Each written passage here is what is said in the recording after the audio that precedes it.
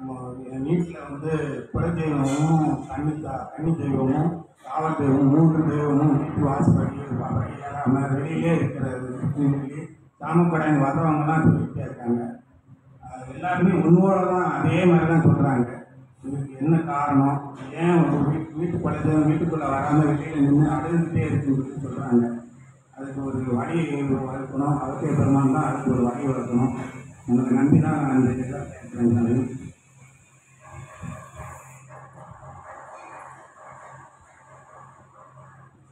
அருள் பிரபஞ்ச எழுநிலை கொண்ட ஏற்ற நிலை கொண்ட சபைதனிலே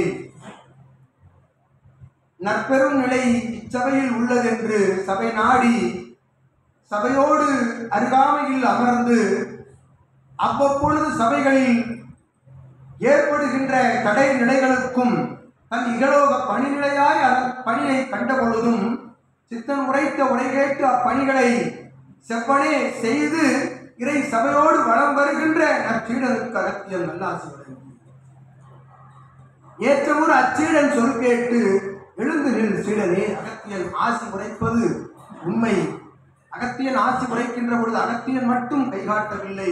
சித்தகணங்கள் தேவகணங்கள் அத்துணை கணங்களும் எழுந்து நின்று கரம் உயர்த்துகின்ற பொழுது ஒன்றாக உயர்த்துகின்றன. சரணாகதி நிலை என்பது அவனவன் உள்ளுக்குள் இருந்த பொழுதும் சபை சம்பிரதாய நிலைப்படி எழுந்து நின்று சித்தனை வணங்குவதை அகத்தியர் வரவேற்கின்றோம். இதனை அகத்தியன் கூறுகின்ற பொழுது உள்ளுக்குள் எவ்வித சலன சந்திர நிலையுமில்லா வணங்குதல் நிலையோடு வாழ்க்கைக்கு அகத்தியன் அற்புதமாக இச்சீடன் சொல் கேட்டு இணைநிலையாய் சபைகளை கண்டு சபைதனிலே நற்சீடனாய் வளம் வரும் உம்முடைய குலதெய்வம் வெளியில் நின்று கொண்டிருக்கின்றது, உள் வராது அது கவலை தன்மை கொண்டிருக்கின்றது என்று உரைக்கின்றார்கள். இகலோகத்திலே பல்வேறு சிற்சில ஆற்றல்களை தன்னகம் கொண்டு தன் கரம் கொண்டு சுற்றி வளம் வரும் அத்தகைய நிலை கொண்டவர்கள் என்று அகத்தியர் உரைத்து அந்நிலை மாறுவதற்குரிய ஆசைகள் வேண்டும். அதற்குரிய காரணங்கள் என்ன, காரணத்தை பற்றி உரைக்கின்ற நிலையே அகத்திய சபையில் இல்லாது அற்புதமாக